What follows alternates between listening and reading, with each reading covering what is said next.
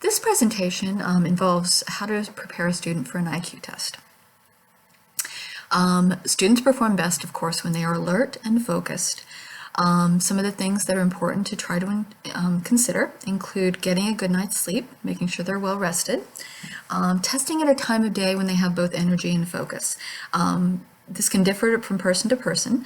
Some people are morning people, some people are night people. It's usually not advisable to test at the end of a very long day. Some young children do better in the morning, but not all of them. Some adolescents do better in the afternoon, but again, not all of them. Try to consider your individual child if you can.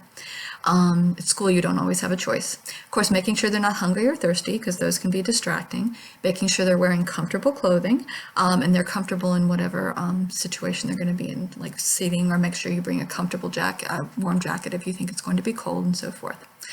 How to explain it to them. Whether or not you want to tell them it's for gifted is your choice, or whether or not you want to tell them it's an IQ test is up to you. I personally don't tell the children that I work with that it's an IQ test or that I'm testing them for the gifted program. I ask if they know what we're doing today. If they know, that's great. If they don't, I tell them often we're doing brain exercises, checking how they learn best, or especially in the spring or summer, it's easy to tell them they're just getting ready for the next grade or planning for next year. I do strongly advise against describing it as playing games or having fun. In my experience, children just don't take it very seriously. They think they can change the rules, or if they don't like the game, they can change the game. And IQ tests are actually very structured, so there's not a lot of leeway for them to play around. And also they may get disappointed, as the activities, even though there are colorful blocks and colorful pictures and blocks and things like that, are nowhere near as fun as the video games they play like on tablets or and so forth today. So they just may not be, it may let them down.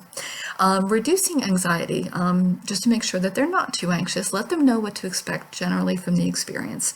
Some things might include the name of the person they might be working with. In the school system, you can call and ask who the psychologist for that school is. Where they're likely to meet, how long it would take, usually about 45 minutes to an hour, and some of the things that in general that they might be asked to do. Tasks on IQ tests start easy, and then they get progressively harder for each part. So the student will not know all the answers, and it's important to let them know that, especially gifted children who often are used to getting 100% right on tests. Let them know that they will not know everything, and that some of the questions are meant for children who are older than they are. We use the same questions for children of all different ages. Assure them you'll be happy as long as they try their best and they take guesses, and do make sure that they are allowed to take, or they know that they are allowed to take guesses. Hot topic. Can children study for it, or should they study for it? The answer is no, not really. Pretty much not at all, for various reasons. It's okay to let the students know generally some things that they can expect. Like they might be asked, you might have to say what some words mean, put some blocks together, solve some picture patterns, match things, so on and so forth. Just so, again, to reduce any nervousness so they know what to expect and they can predict it. But you're not really supposed to study or prepare for an IQ test beyond that. If you do, many psychologists would argue the results are not as accurate as if you hadn't trained for it, for some reasons that I'll discuss in a moment. I can't deny some people do that, but the IQ result that results from that is not as accurate. Why not? IQ tests are partly designed to measure students' ability to solve problems, specifically problems they've never seen or had to solve or deal with before. Some people call this fluid intelligence. The opposite is crystallized intelligence, which deals with your ability to learn things or do things that you've already been taught how to do. Indeed, many gifted and talented programs are really trying to target future leaders and innovators, people who will be able in the future to solve our problems, to come up with creative solutions, to solve cancer, to come up with solutions to climate change, and so forth. Really looking for people who are going to be the top thinkers of the future generation, basically.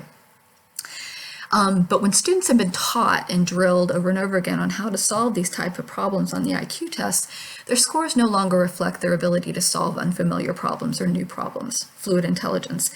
Their scores now really reflect if they can do what somebody taught them how to do, which is more like crystallized intelligence.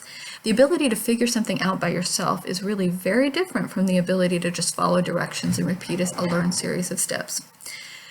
Students who practice these problems, of course, score higher, but that doesn't necessarily mean that they've become gifted.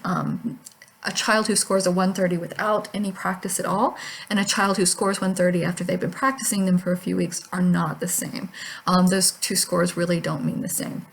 And that's why I strongly believe you should not study intensely for an IQ test. Another reason why not is something called generalization. If you taught kids how to solve the problems on an IQ test, and then it carried over into the rest of their life, they now can figure out all kinds of other problems, and it really changed them, that would be one thing. But the results from studies have been kind of mixed on whether or not teaching children to solve these kind of problems necessarily changes their ability to solve other kinds of problems as well. So really, are you really teaching them or giving them the skills? Are you really changing their ability to think or their ability to reason? Or are you just teaching them to pass this one test or solve this one type of problem and their overall intelligence or aptitude hasn't changed? There's not strong suggestion that it necessarily does. And if there's not, then really you've just taught them to pass the test. And also, when you get IQ scores, you get them by comparing students' performance to that of other children their age. So